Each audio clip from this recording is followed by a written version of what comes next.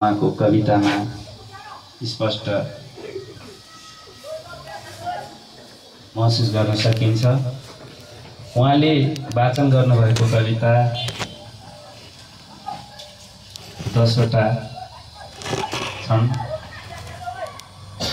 मैले उहाँका सबै कविताहरूको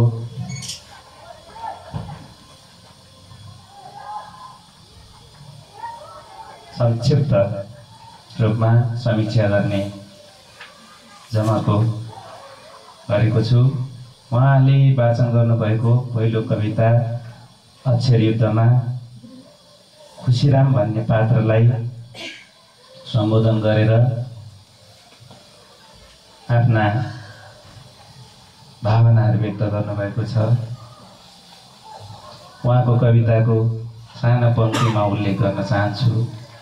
जब उदिनमा राख्छौ आस्था, तीखो बन्नेछ तिम्रो योजना, गतिशील बन्नेछ आस्थाको कलम र सुरु हुनेछ अक्षर युद्ध। उहाँको कविताको यो पंक्तिले के भन्न खोजेको छ भन्दा,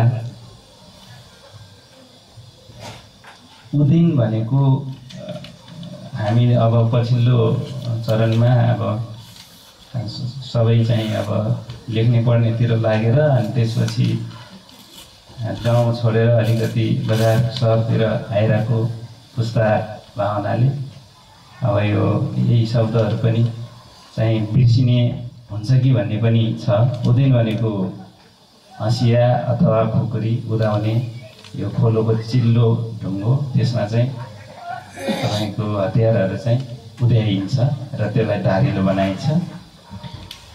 मतलब कविले बिम्ब प्रतीकहरू छनौट गर्दा यस्तो अर्थ लाग्ने मतलब ओज दिने खालका बिम्बहरू राखेपछि समीक्षकको आँखा पनि पर्ने, पाठकलाई पनि पढ्दा मजा आउने हुन्छ। जब उदिनमा राख्छौ आस्था, तीखो बन्नेछ तिम्रो योजना, गतिशील बन्नेछ आस्थाको कलम र सुरु हुनेछ अक्षर युद्ध। यो भनिसकेपछि मैले थप कविताका बारेमा केही भन्नुपर्छ जस्तो मलाई लाग्दैन। त्यसपछि कविले वाचन गर्नुभएको दोस्रो कविता शरीर भिचाउने कुहिरो हो र उहाँले कुहिरोले होइन, हामी मान्छेहरू विचारले, आस्थाले, योजनाले र प्रतिबद्धताले भिज्नुपर्छ भन्नुभएको छ। उहाँले आज वाचन गर्नुभएको तेस्रो कविता सन्धि हो। यसमा खास गरेर अब यो साहित्यकारहरूले घुमाउरो तरिकाले आफ्ना विचार राखेपछि त्यो साहित्य बन्छ। त्यही अनुसारकै नै कविता छ जस्तो लाग्छ मलाई। यसमा कुनै दल विशेष वा समुदाय विशेषले जुलुस नारामा भट्ट्याउने नारा र कविले आफ्नो कवितामा भन्ने कुरामा त्यतिकै अन्तर हुन्छ जति चाङचेराको कविता सन्धिमा उहाँका आफ्ना विचारहरू छन्। उहाँले चाहिँ देशलाई मान्छेसँग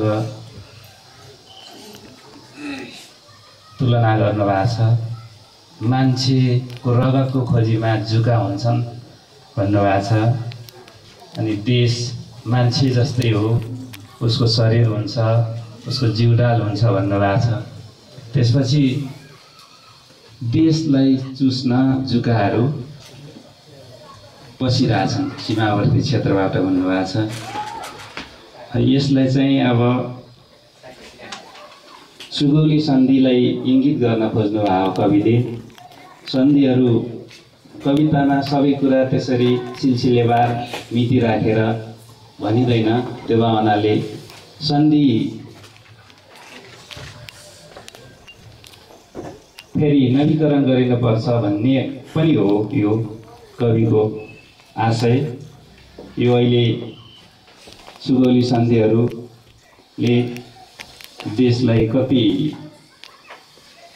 अप्ठ्यारो भइरहेछ भन्ने कुरा पनि कवि मनबाट महसुस गरिएको प्रसङ्ग चाहिँ यो कवितामा छ। त्यसैगरी कवि चाङचिरागको चौथो कविता प्रेमबहादुर शीर्षकको कविता हो। कविले यो शीर्षकमा प्रेमबहादुर पात्रलाई सम्बोधन गरेर कविता रचना गर्नुभएको छ। प्रेमबहादुर एउटा ढुङ्गा फोर्ने ज्यामी भएको यो कविता पढ्दा श्रवण गर्दा थाहा हुन्छ। र एउटा मजदुरले ढुङ्गालाई कुट्नु चाहिँ कविले प्रेम गरेको रूपमा बुझ्नु भएको छ। उहाँले श्रमको पनि श्रमप्रति अगाध श्रद्धा व्यक्त गर्नुभएको छ। यो कवितामा स्वाभिमान र सगरमाथाका प्रसङ्गहरू छन्। एउटा ढुङ्गा कुट्ने मजदुर कति स्वाभिमानी हुन्छ र उसको स्वाभिमान सगरमाथा जस्तै उच्च हुन्छ भन्ने भाव व्यक्त गर्नुभएको छ। त्यसैगरी पाँचौं कविता कवि चाङचिरागको चिठी शीर्षकको कविता हो। उहाँले वाचन गर्नुभएको चिठी शीर्षकको कविता द्वन्द्वको कठिन घडीमा आफ्नो जन्मभूमि रोल्पालाई कविले चिठी लेखेर तत्कालीन अप्ठ्याराहरूको उजागर गर्नुभएको छ। यो कविता आञ्चलिकता प्रधान कविता हो। थुर्पा टिला जस्ता स्थान विशेषको प्रयोग गरिएको छ। हानिङ र गाम जस्ता लडाइँहरूको प्रसङ्ग यो कवितामा रहेको छ। कवि चाङचिरागले वाचन गर्नुभएको छैटौं कविता अजङ्गको पहाड शीर्षकको कविता हो। यसमा व्यवस्थाको नाङ्गो आततायी रूप उहाँले इङ्गित गर्न खोज्नु भएको छ। पञ्चायती व्यवस्था, प्रजातन्त्रकाल र शाही निरङ्कुशताका कुराहरू उहाँले कवितामै उल्लेख गर्नुभएको छ। उहाँको सातौं कविता चाहिँ मैले नटिपेका फुलहरू हुन्। मैले नटिपेका फुलहरू रहेको छ। कविहरू आफ्नो तरिकाले भावना व्यक्त गर्छन्, आफ्नो तरिकाले विषयको उठान गर्छन्। धेरै कविहरूले फुललाई कोमलताको प्रतीकका रूपमा प्रयोग गरेका हुन्छन्, तर कवि चाङचिरागले चाहिँ फुलहरूको आक्रमणको प्रसङ्ग त्यो कवितामा गर्नुभएको छ।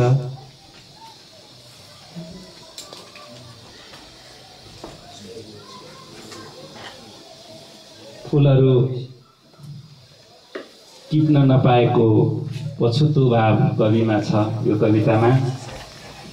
र फुलहरू किन टिप्न खोज्नु भएको छ कविले भने स्वतन्त्रताको लागि, उज्यालोको लागि र चिरागको लागि। आज वाचन गर्नुभएको आठौं कविता कवि चाङचिरागको ननिदाएका हामीहरू रहेको छ। यसमा कविले गरिब र धनी वर्ग बीचको खाडलका बारेमा आफ्ना अनुभूतिहरू व्यक्त गर्नुभएको छ। उहाँको नवौं कविता शहीद सपना हो। यसमा रामबहादुर पात्र मार्फत उहाँले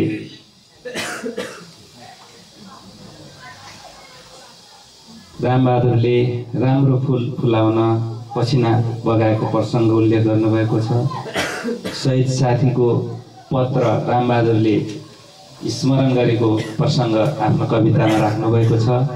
स्वतन्त्रताको लागि सडकमा निस्किएको रामबहादुर शहीद बन्न तयार भएको भाव व्यक्त गर्नुभएको छ र युवा कवि चाङचिराको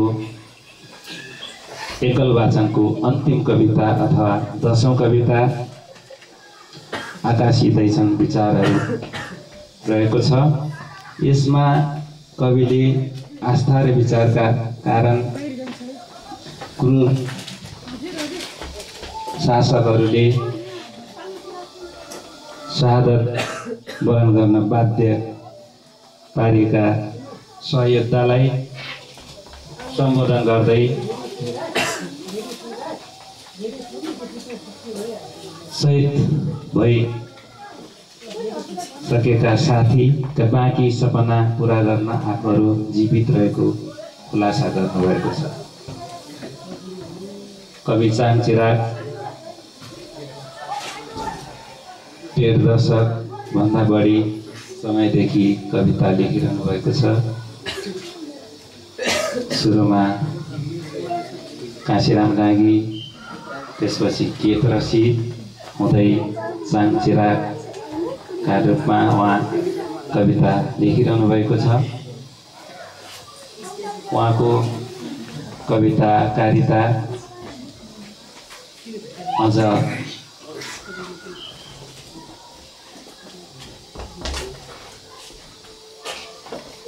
फराकिलो, अझ शक्तिशाली, अझ अहिलेको तुलनामा अझ परिष्कृत बनेर जाओस्, यही शुभकामना दिँदै एकल वाचन कार्यक्रम सम्पन्न गर्नुभएकोमा कवि चाङचिरागलाई बधाई दिँदै म आजको यो कार्यक्रम समीक्षाबाट बिदा हुन्छु। धन्यवाद।